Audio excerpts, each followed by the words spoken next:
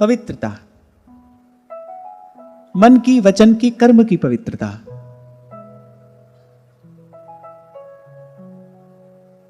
फिर दया, दया अर्थात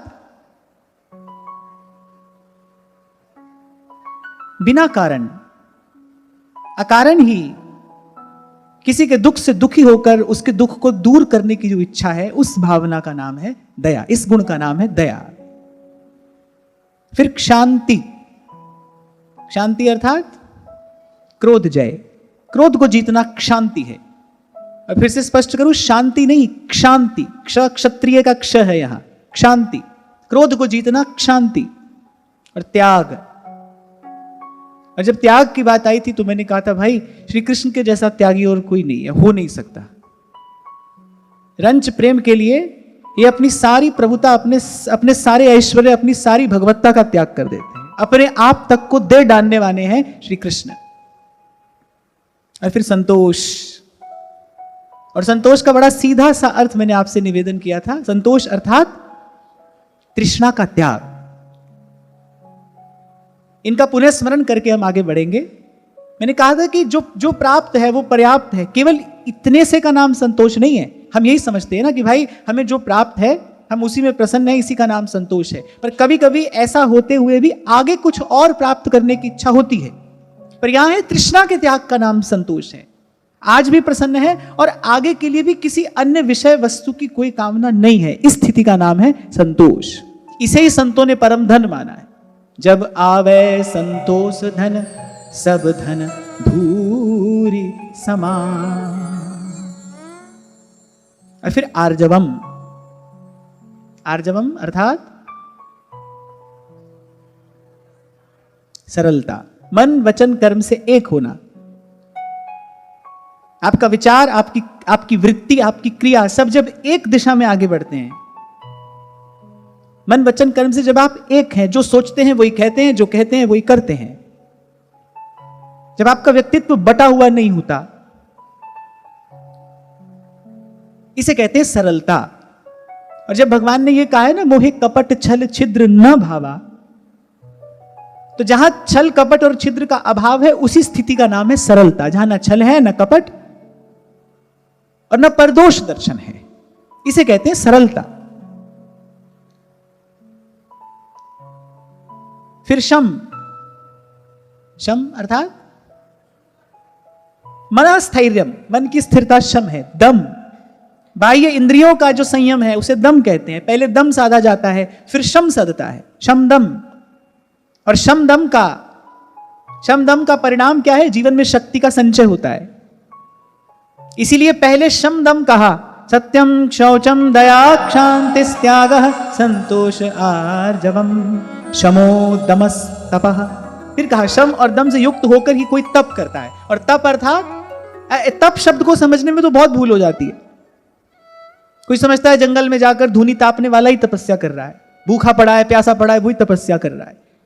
तप अर्थात अपने धर्म के पालन का नाम है तप। स्वधर्म पालनम तपः।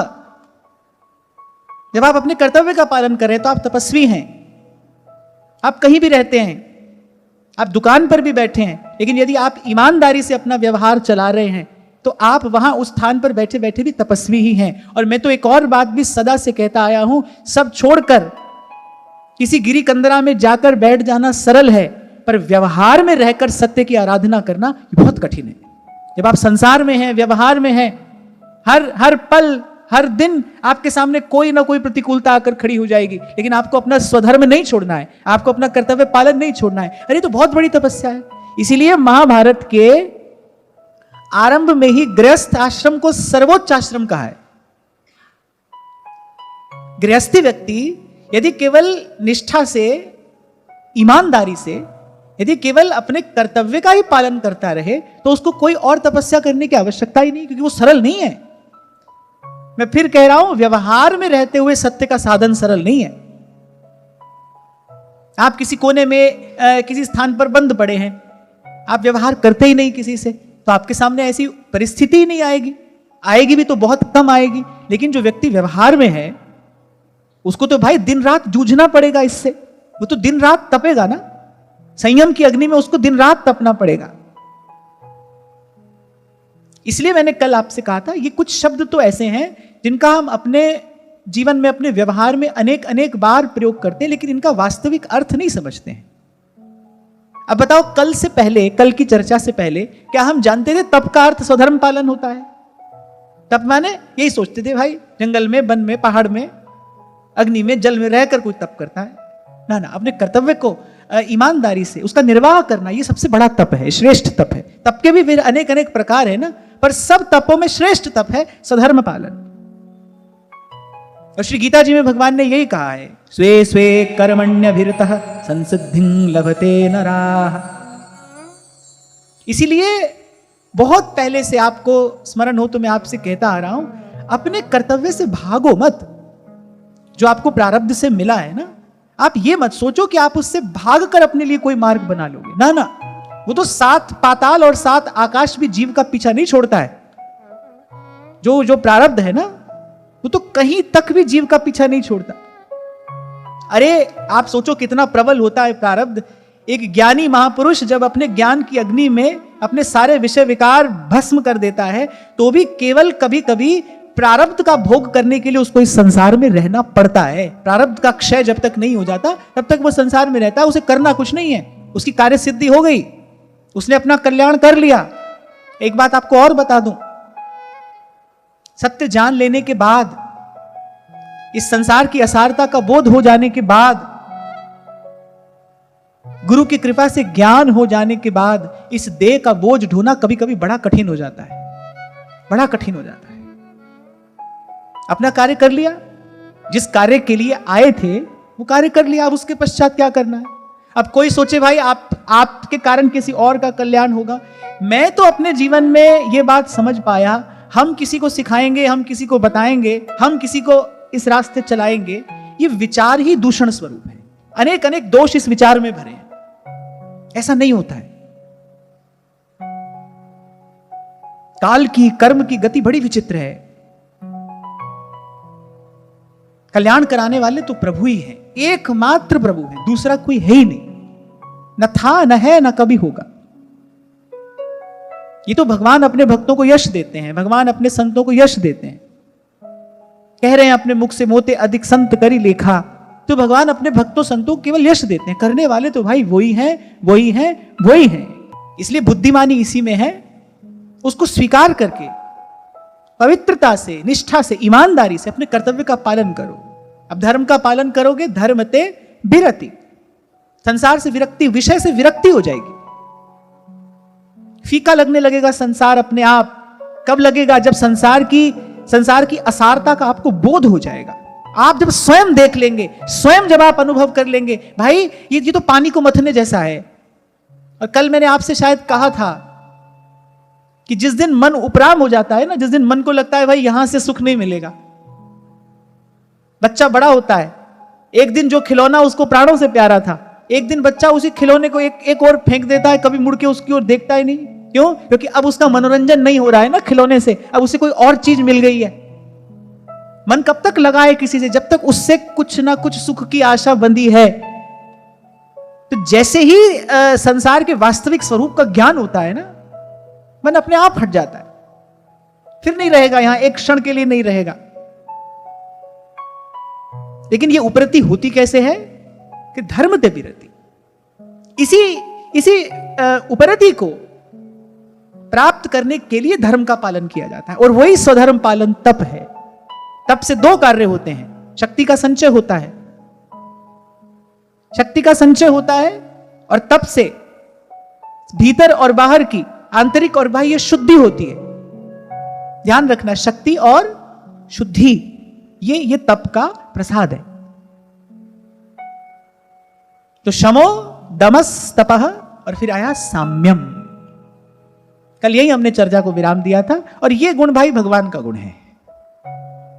ये तो जब कोई विशुद्ध भक्ति प्राप्त करता है, तब प्रभु का ये गुण उसमें अवतरित होता है। भगवान की कृपा से, भक्ति की कृपा से ये जो गुण है ना, समता, ये किसी में अवतरित होता है। और जैसे ही किसी में ये गुण आता है, भगवान की भक्ति करते करते जैसे ही किसी में ये गुण आता है, तब वो संत हो जाता है। पहले भक्त होता है, फिर संत होता है।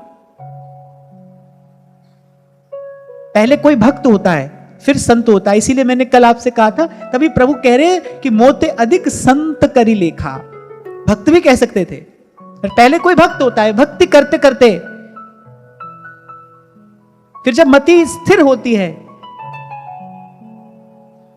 रति हो जाती है जब भगवान के चरणों में, और कैसी रति, सुदृढ़ रति, फिर भगवान का ये गुण उसमें अवतरित होता है। और जैसे प्रभु का ये गुण अवतरित होता है उसमें, या फिर ऐसा कह लो सरल शब्दों में कहूं तो जैसे भक्ति करते करते कोई प्रभु के बहुत निकट जाता है, फिर प्रभु की दृष्टि, प्रभु का शब्द या प्रभु के श्री अंग का स्पर्श प्राप्त होता है। उस स्पर्श से ये प्रभु का ये जो गुण है ये उसमें अवतरित होता है, फिर कोई संत होता है। इसलिए तो कल आपसे कह रहा था, संत कोई बनता नहीं है भाई, कोई किसी को संत बना नहीं सकता, संत बना नहीं जाता है। संत तो कोई भगवान की कृपा से होता है, कोई कोई होता है। एहे गुण साधन ते नहीं होई, तुम्हारी कृपा पाव कोई को। अरे नहीं तो भाई बड़े बड़े त्यागी, तपस्वी, बैरागी क्रोध कर बैठते हैं, ये मेरा शिष्य, ये तुम्हारा शिष्य, हमारा शिष्य कहीं नहीं जाएगा, हमारा शिष्य कहीं और कैसे चला गया। बड़े बड़े त्यागी बैरागी इस झंझट में आकर पड़ जाते हैं। देखा ही जाता है जो समत्व को उपलब्ध हुआ है कि ये भगवान का विशेष गुण है, उनके लिए ना कोई अपना है ना कोई पराया। वो कहते हैं सब मम प्रिय सब मम उपजाए। भाई सब हमारे सब प्रिय है, नहीं तो कोई भी नहीं है तो सभी अपने, नहीं तो कोई भी नहीं। और व्यवहार में रहते हुए भाई इसकी साधना मैं कहता हूं कठिन नहीं है, असंभव है। इसीलिए मैंने कहा यह गुण तो भगवान की कृपा से आता है। और फिर अगला गुण है तितिक्षा। अगला गुण है तितिक्षा। तो मैं तो बाद में बताऊंगा, पहले आप बताओ तितिक्षा अर्थात। सहनशीलता लगभग अर्थ सहनशीलता है, पर तितिक्षा का जो वास्तविक अर्थ है वो है परापराध सहनम। किसी के अपराध को सह लेना। किसी ने आपके प्रति अपराध किया, आप में उत्तर देने की, आप में प्रतिकार करने की सामर्थ्य है, आप कर सकते हैं, पर आपने नहीं किया। जहां नहीं होती ना वहां सहनशीलता है, जहां नहीं होती वहां सहनशीलता है। लेकिन जहां आप उत्तर दे सकते हैं, आप प्रतिकार कर सकते हैं, पर आपने नहीं किया, परापराध सहनम। जैसे कल मैंने आपको एक छोटा सा उदाहरण दिया, महर्षि भृगु नारायण के वक्षस्थल पर पाद प्रहार करते हैं। भगवान सर्वसमर्थ हैं, सर्वसमर्थ हैं, पर भगवान उत्तर नहीं देते। अरे उत्तर क्या, भगवान तो उल्टे ये पूछते हैं कि आपके चरण कमल में कोई चोट तो नहीं लगी? हमारा वक्षस्थल बड़ा कठोर है, आपके चरण कमल हैं, आपने ऐसे प्रहार किया, आपको चोट तो नहीं लगी? इसे कहते तितिक्षा। धरती आनंदित हो रही है भगवान के गुणों का कीर्तन करके। इसीलिए गुरु साहब वाणी में कहते हैं, गुण सब तेरे अवगुण सब में। गुण तो सब भगवान के ही है भाई, ये भगवान में ही रहते हैं। जिस किसी के जीवन में कहीं किंचित अंश मात्र में इन गुणों का दर्शन होता है, वो वस्तुतः भगवान की भक्ति की ही कृपा से होता है। मैं फिर कह रहा हूं, जब जीव और भगवान के बीच में भक्ति आती है, जब भक्ति का तार जुड़ता है जीव और भगवान के मध्य में, तब भगवान से इन गुणों का संचार होता है। भक्ति के माध्यम से भगवान से इन गुणों का संचार किसी में होता है, किसी महापुरुष में होता है। गुण तो सब भगवान में ही रहते हैं, गुण तो सब प्रभु के ही हैं, प्रभु में ही हैं, प्रभु से ही हैं। जीव में तो आते हैं, भगवान का भजन करते करते आते हैं, भक्ति करते करते आते हैं। इसीलिए तुलसी बाबा ने कहा है, भक्ति सुतंत्र सकल गुण खानी, बिन सतसंग ना पावे प्राणी। कभी काकभूषुंडी जी ने कहा था भगवान से, प्रभु आपने सब कुछ देने की बात की, लेकिन वो जो सर्व सुखों की, सकल गुणों की खान जो भक्ति है, आपने वो देने की बात क्यों नहीं की? वो दीजिए मुझे। और जिसके हृदय में भगवान की भक्ति आकर विराजमान हो, ये सब गुण उसके हृदय को अपना निवास स्थान बना लेते हैं। जिनके हृदय श्री राम बसे, तीन और को नाम लियो ना लियो। जिनके हृदय प्रभु चरण बसे, तीन गंगा स्नान कियो ना कियो। जिनके हृदय श्री राम बसे। कैसा अपराध किया है महर्षि दुर्वासा ने महाराज अम्बरीश का, फिर कुछ नहीं कहते, उल्टे प्रभु से प्रार्थना और कर रहे हैं कि हे प्रभु, यदि आप मुझ पर प्रसन्न हैं, जैसे भरत जी ने कहा ना वहां मानस में, जो मो पे रघुपति अनुकूला, तो भरत जी ने कहा तो कपि हो विगत श्रम सूला। यहां मानो महाराज अम्बरीश यही बात कह रहे हैं, जो मो पे रघुपति अनुकूला, तो ऋषि हो ही विगत श्रम सूला। इनका सारा ताप, इनकी सारी पीड़ा, इनका सारा कष्ट अभी अभी दूर हो जाए, ये ताप अभी शांत हो जाए यदि भगवान मुझ पर प्रसन्न है तो। किसी कहते हैं पर अपराध को सह लेना। अब आज का व्यक्ति तो कहेगा हाँ ये तो बड़ी दुर्बलता की बात है, कैसी दुर्बलता सिखा रहे हैं आप। ना ना, पर अपराध सहने के लिए बड़ी शक्ति चाहिए, मन की शक्ति चाहिए पर अपराध को सह लेने के लिए। नहीं तो हो सकता है आप हाथ ना चलाओ, मुख ना चलाओ, मन तो चला ही देते हो ना। मन तो चल जाता है किसी का अपराध देखकर, सोच लेता है कुछ ना कुछ उसके लिए, कुछ अनुचित कुछ अहित की बात मन तो सोच ही लेता है ना। मन भी ना जाए उस वक्त, मन शांत रहे, मन अपने अपने उसी आनंद में स्थित रहे। किसी ने अपराध किया, आपने सह लिया, कुछ नहीं कहा, इसके लिए बड़ी शक्ति चाहिए। इसीलिए कहा क्षमा बड़न को चाहिए, छोटन को अपराध। यहां अवस्था की बात नहीं हो रही। बड़ा माने जो गुरु है, जिसमें गौरव है, वो क्षमा कर सकता है, जिसमें शक्ति है वो क्षमा करेगा। दुर्बल व्यक्ति तो प्रतिकार की भावना से ग्रस्त हो जाता है, पीड़ित हो जाता है। कितना बड़ा अपराध है, इससे बड़ा और क्या अपराध होगा। सोते सोते 5 बालकों को अश्वत्थामा मार देता है, वो आतताई, भगवान को भी क्रोध आ गया। तो द्रौपदी कह रही है ना ना इसको छोड़ो, अरे ब्राह्मण है ये गुरु पुत्र है, सह गई। इसे कहते तितिक्षा, परापराध सहनम, ये तितिक्षा है। और हमारे व्यास जी कहते हैं भक्त बिन कौन सहे अपमान। माने ये तितिक्षा अगर किसी के जीवन में आ सकती है तो केवल और केवल भगवान की भक्ति से आ सकती है। कोरा ज्ञानी तो कभी कभी क्रोध और अहंकार से भर जाता है। जो कोरा ज्ञानी है ना, जिसमें भक्ति का पुट नहीं है, जिसके ज्ञान को भक्ति का आश्रय नहीं है, जिस ज्ञान के सर पर भक्ति ना हो ना, अनाथ है वो ज्ञान। ऐसे पुत्र के सिर पर माता ना हो तो बालक अनाथ हो जाता है ना, ऐसे जिस ज्ञान के सर पर भक्ति ना हो तो फिर वो ज्ञान अनाथ है। वो वैराग्य भी अनाथ है। भक्ति सनाथ करती है ज्ञान और वैराग्य को।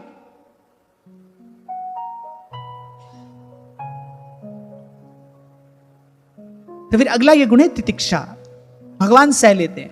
और अगर भगवान में तितिक्षा ना हो, अगर भगवान में ये गुण ना हो ना, अगर भगवान में तितिक्षा ना हो, फिर तो भाई जीव कभी किसी काल, किसी युग, किसी प्रकार से भी भगवत कृपा का पात्र हो ही नहीं सकता। हमारे कितने कितने अपराध प्रभु सहते हैं, रोज सहते हैं। हम रोज सेवा में बैठते हैं, हम रोज भाव से जब प्रभु के निकट जाते हैं, पता नहीं कितने अपराध जीव करता है। तभी ध्रुवदास जी ने कहा अवगुण करे समुद्र सम, प्रभु नहीं देखते। ये जो छोटी छोटी बातें हैं ना, प्रभु के स्वभाव से संबंधित, यही हमारी प्रीति को सुदृढ़ कराएंगी।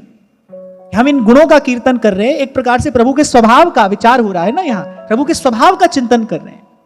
और प्रभु के स्वभाव के चिंतन का फल क्या है? प्रभु में प्रीति छोड़ देता है। जब किसी का दोष देखते हो ना, जब किसी का दोष देखकर क्रोध करते हो, उसको दंड देने का विचार करते हो, एक बार ये याद कर लेना कि प्रभु मेरे कितने दोष देखकर मुझे क्षमा कर रहे हैं। आपके घर का सेवक सहयोगी हो, उससे छोटी सी गलती हो जाए, आप चिल्ला पड़ते हो उस पर, अपमान कर देते हो उसका, हृदय दुखा देते हो कभी कभी, तो मैं जानता हूं। पर भूलना नहीं भाई, कोई भी उस स्थिति में यदि कार्य कर रहा है ना, तो बेचारा किसी अभाव से ग्रस्त है, वो उसकी विवशता है। किसी की पीड़ा बढ़ाइए मत अपनी किसी शब्द, अपनी किसी चेष्टा से, ऐसा तो कभी नहीं करना। प्रभु को भजने वाला तो ऐसा कभी ना करे, हरि का भजन करने वाला तो ऐसा कभी ना करे। अरे किसी के सुख का साधन ना बन सके तो अपने शब्द से, अपने व्यवहार से, अपनी किसी क्रिया से किसी के दुख का कारण तो कदापि ना बने, कदापि ना बने। बहुत साल पहले ये दो पंक्तियां मैंने सुनी थी। बाबा बुल्ले शाह कहते हैं, बुल्लिया मंदिर टा मसीदा टा जड़ा कुछ टहंदा, पर कदे ना टावी दिल किसे दा, रब दिला विच रहिंदा। आ जाए ना किसी पर क्रोध, किसी का दोष दिखाई पड़ने लगे आपको, आपके मन में आए भाई इसको उत्तर देना चाहिए, इसको सिखाना चाहिए, एक बार सोचना जरूर कि प्रभु मेरे कितने दोष क्षमा करके बैठे हैं, कितने दोष भगवान मेरे क्षमा कर रहे हैं। इसी का नाम तो साधना है। आप कितने अच्छे साधक हो, ये आपके पूजा के स्थान पर बैठने से पता नहीं चलेगा। यही तो साधना है। यहीं से तो आपका वास्तविक व्यक्तित्व परिलक्षित होता है। यही तो आपके अंतस का दर्शन कराता है, भीतर से आप कौन है, क्या है, कैसे हैं।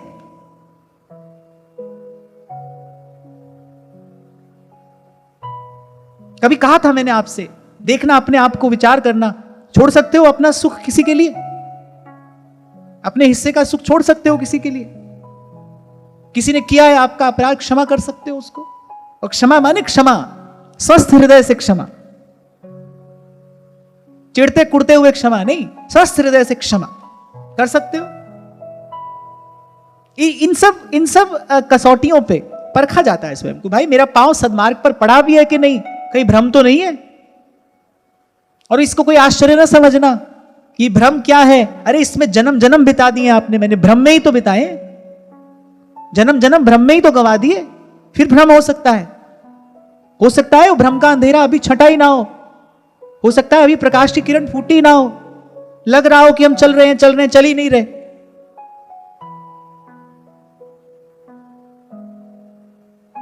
मैं तो सदा आपसे कहता आया हूं भाई, और कहता रहूंगा, आप अपने मंदिर में बैठकर क्या कर रहे हो, कैसा कर रहे हो, इससे कोई लेना देना नहीं हमारा। आपका व्यवहार कैसा है, आपका जीवन सुंदर हो रहा है कि नहीं हो रहा, आप में ये सद्गुण विकसित हो रहे हैं कि नहीं। इसलिए मैंने कहा कि क्यों गाए धरती माता ने भगवान के ये गुण। अरे भगवान तो अनंत गुण संपन्न है, ये कुछ गुण क्यों गाए।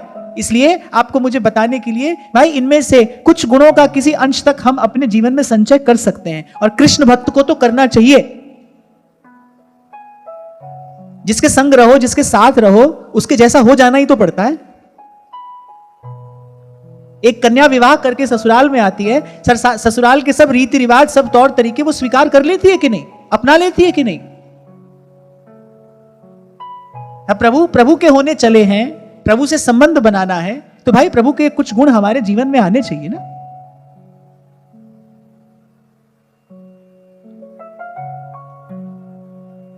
तो उपरति है वृथा व्यापारोपरामता, जो व्यर्थ का व्यापार है उसको छोड़ते चलना है, सार की बात को ग्रहण करते चलना है। इसलिए कल शायद मैंने आपसे कहा था कि समय का अपव्यय ना हो, शक्ति का अपव्यय ना हो। जो आपकी सामर्थ्य है, आपकी शक्ति है, उसका अपव्यय मत करिए। ऐसे बैठ गए, मोबाइल हाथ में लिया, 1 घंटा बिता दिया रील देखते देखते, चलाए जा रहे हैं। शक्ति का कितना अपव्यय हुआ। जो अनावश्यक था वो सब आप अपने भीतर ले गए। ये विचार आप भीतर जाकर पता नहीं कब क्या कैसा उत्पात करेंगे, क्या बीज डाला आपने।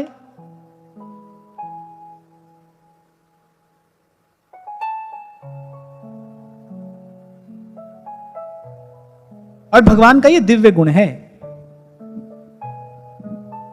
जब दोष भी नहीं देखते ना भगवान, तो यही सोच करते भाई व्यर्थ की बात है, इसको क्या देखना, कहीं ना कहीं भूल हो जाएगी, कहीं ना कहीं त्रुटि हो जाएगी। और अगर आप सावधान नहीं रहे, फिर तो भाई कहत सुनत दशा हृदय नहीं आवे, फिर तो कहना सुनना है ये सब।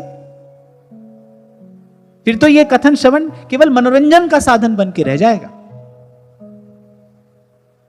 और आप प्रयास करोगे, आप देखना, जब आप प्रयास करना आरंभ करोगे, धीरे धीरे आपकी शक्ति बढ़ने लगेगी। जब आप सावधान रहोगे धीरे धीरे आपकी सामर्थ्य बढ़ने लगेगी। मैं तो बहुत पहले ये बात कहा करता था, मैं नहीं चाहता कि मेरे पास आने वाला व्यक्ति जीवन भर ऐसी हाथ जोड़ के घिघियाता मिमियाता रहे। अरे उसको समर्थ होना चाहिए। कोई भी पिता प्रसन्न होता है उस दिन जिस दिन उसका पुत्र व्यापार में, व्यवहार में, समृद्धि में, संपत्ति में उससे भी आगे निकल कर खड़ा हो जाता है। पिता को इससे अधिक प्रसन्नता हो ही नहीं सकती।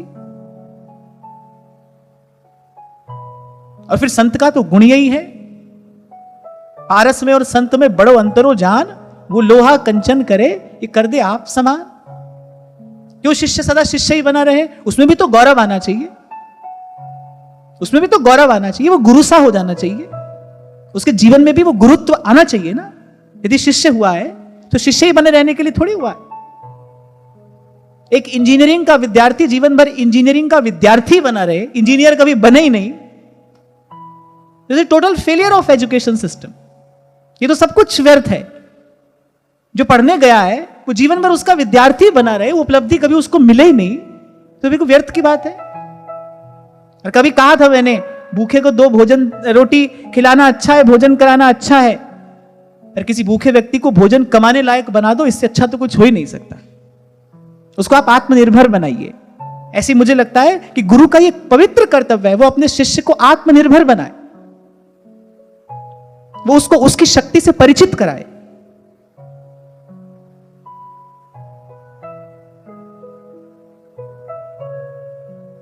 और ये बात मैं शायद इसलिए कह पा रहा हूं क्योंकि सौभाग्य से मुझे ऐसा गुरु मिला, मुझे ऐसा गुरु मिला।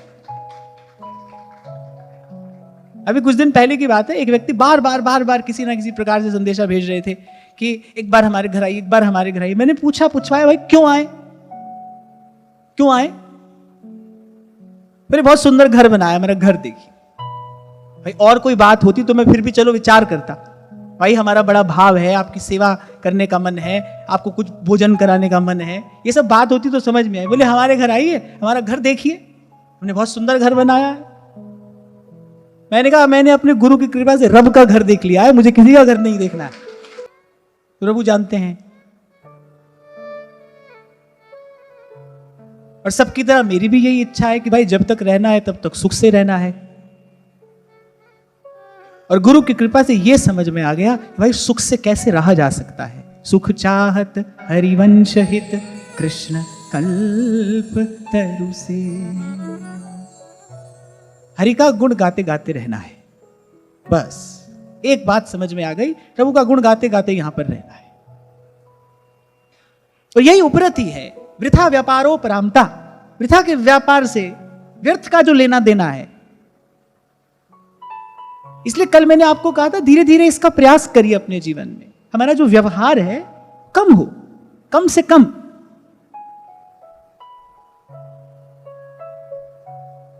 जितना कम से कम हम बोल सकें। व्यर्थ की बात सुनने की क्या आवश्यकता है? व्यर्थ की चर्चा सुनने की क्या आवश्यकता है? उससे क्या होगा? जो सुना है वो भीतर कभी ना कभी विक्षेप पैदा करेगा। होता है कि नहीं, आप भजन करने बैठते हो, सालों पुरानी बात कभी याद आ जाती है, वो भीतर है ना, वो भीतर पड़ी है बीज रूप में, कभी ना कभी अंकुरित हो जाएगी। अब भाई पहले जो गलती होती रही सो होती रही, कम से कम आगे तो ना हो। हमको सत्संग मिला है, हमको संत मिले, गुरुजन मिले, कम से कम उनका ये प्रसाद तो हमारे जीवन में हमको प्राप्त हो कि भाई जो गलतियां हुई सो हुई, आगे और ना हो, कम से कम हो।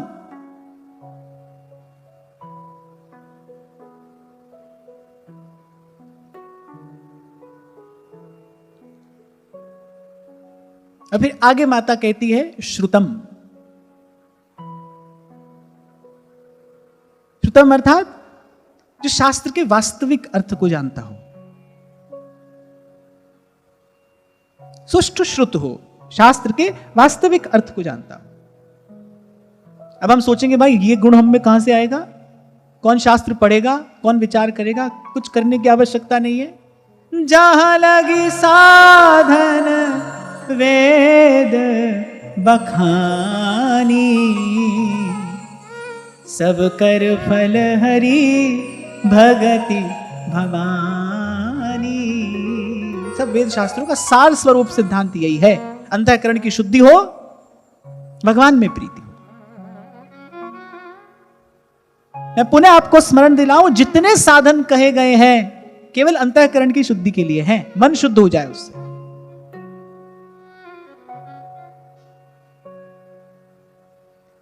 सत्यम शौचम दया क्षान्तिस्त्यागः संतोषयार्जवम् शमो दमस्तपः साम्यम तितिक्षोपरतिः श्रुतम्।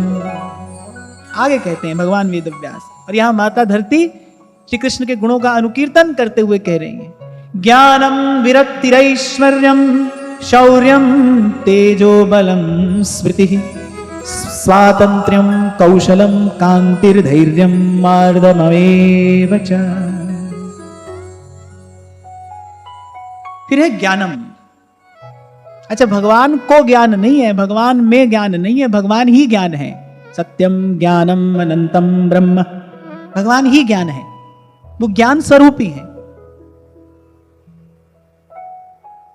वो ज्ञान स्वरूपी है। अब बाकी इसका शाब्दिक करते सर्वज्ञता, जो सर्वज्ञ हो, भूत भविष्य वर्तमान सब जानता हो। और ऐसे तो केवल प्रभु ही हैं, और ये कोई और नहीं कह रहा, ये महादेव कह रहे हैं। ये बात महादेव ने कही, होई जो राम रचि राखा को कर तरक बढ़ावै सा। संत भी यही कहते हैं, तब कहते हैं सुजन सयाने राम की बातें राम ही जाने।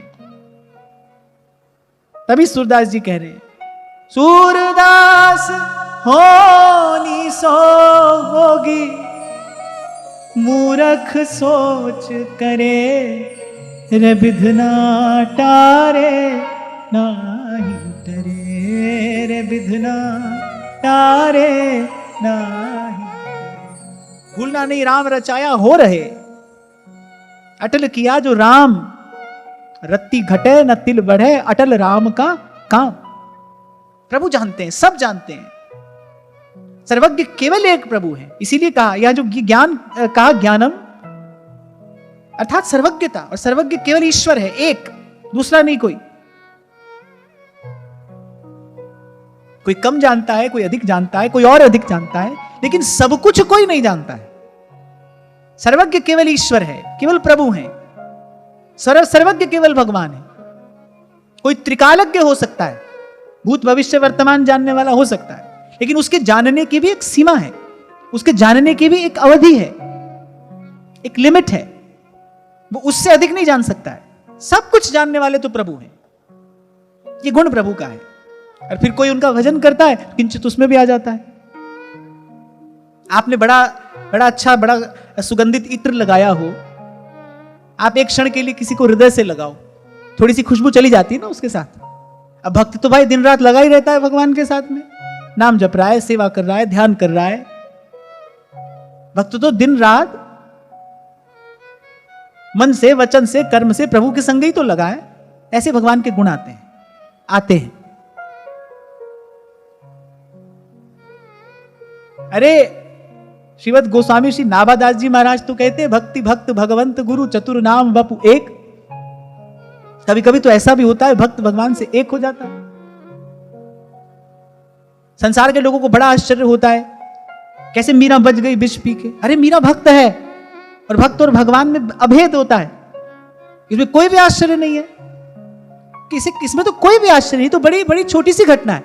अगर भक्ति के वैभव का विचार किया जाए, अगर भक्ति की सामर्थ्य का विचार किया जाए, तो बड़ी छोटी सी घटना है। कौन मिटाए उसे जो भगवान से एक हो गया, मन वचन कर्म से एक हो गया, जिसकी चेतना तद्वत हो गई है, उसको कौन मिटाएगा। उच्चार किया है, सस्वर वेद मंत्रों का उच्चारण किया, कुछ नहीं हुआ। सुबह से शाम हो गई, रैदास जी की बारी आई। अब रैदास जी कहते, प्रभु मैं दीनहीन, साधन में मेरी कोई गति नहीं है, ना मेरे पास वैसी कोई सामर्थ्य है, मैं तो क्या कर सकता हूं, रोकर गाकर आपको पुकार सकता हूं।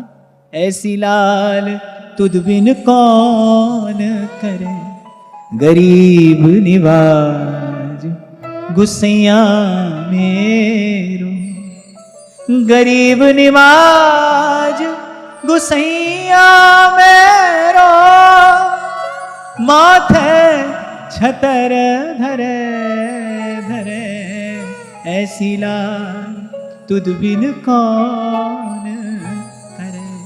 इसलिए कभी कोई ऐसी कथा जब पढ़ने को आती है, जैसे मीरा जी ने विष पिया, कुछ नहीं हुआ, कबीर जी को सिकंदर ने कितनी प्रकार से मारने की कोशिश की, कुछ नहीं हुआ, पर इसमें कोई आश्चर्य नहीं है। अरे वो तो भीतर से प्रभु से एक हो गया है। भक्त का तो शरीर भी चिन्मय हो जाता है कभी कभी, तभी तो मीरा सशरीर भगवान में विलीन हुई, नामदेव सशरीर भगवान के पास गए। भगवान की भक्ति करते करते, प्रभु का नाम जपते जपते, प्रभु के रूप का ध्यान करते करते, ये दो बात जिसके जीवन में सहज हो जाएंगी, स्थिर हो जाएंगी। ध्यान से सुनना, भगवान नाम और भगवान के रूप का ध्यान, वो प्रकृति के मध्य रहते हुए प्रकृति के गुणों से अतीत हो जाएगा। और ये मैं कोई आपको चमत्कार की बात नहीं बता रहा हूं, फिर कह रहा हूं चमत्कार तो बड़ी ओछी छिछली बात है। ये भक्ति का वैभव है। और कोई भी युग हो, सत्ययुग हो, त्रेता द्वापर हो, या ये घोर कलिकाल हो, पर भक्ति का ये वैभव सदा प्रकट है, सदा प्रकट है।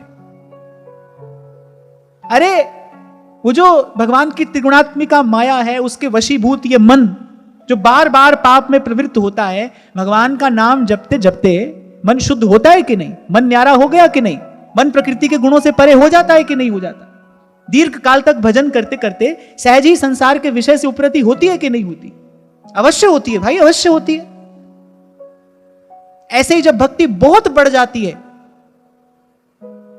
जब भाव बड़ा प्रगाढ़ हो जाता है, फिर भक्त का ये जो पांच भूत का देह है, ये भी साधारण शरीर नहीं रहता।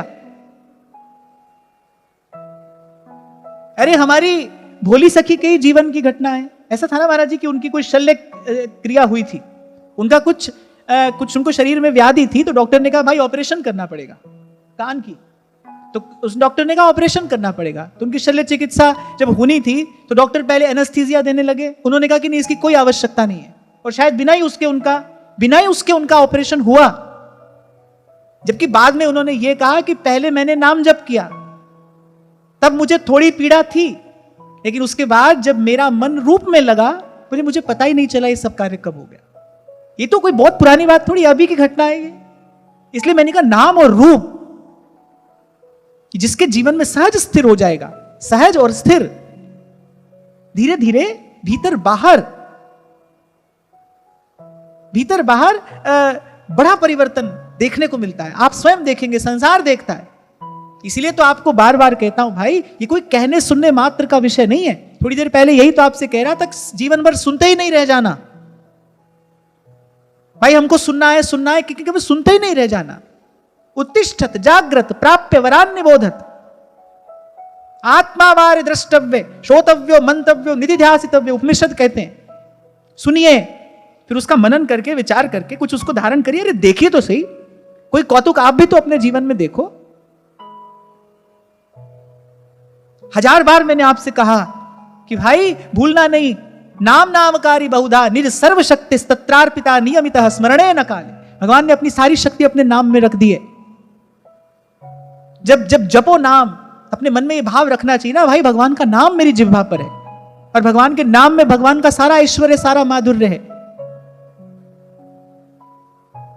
अरे कुछ प्रभु की कृपा का, कुछ हरि की भक्ति का, कुछ कौतुक, कुछ रंग आप भी तो अपने जीवन में देखो।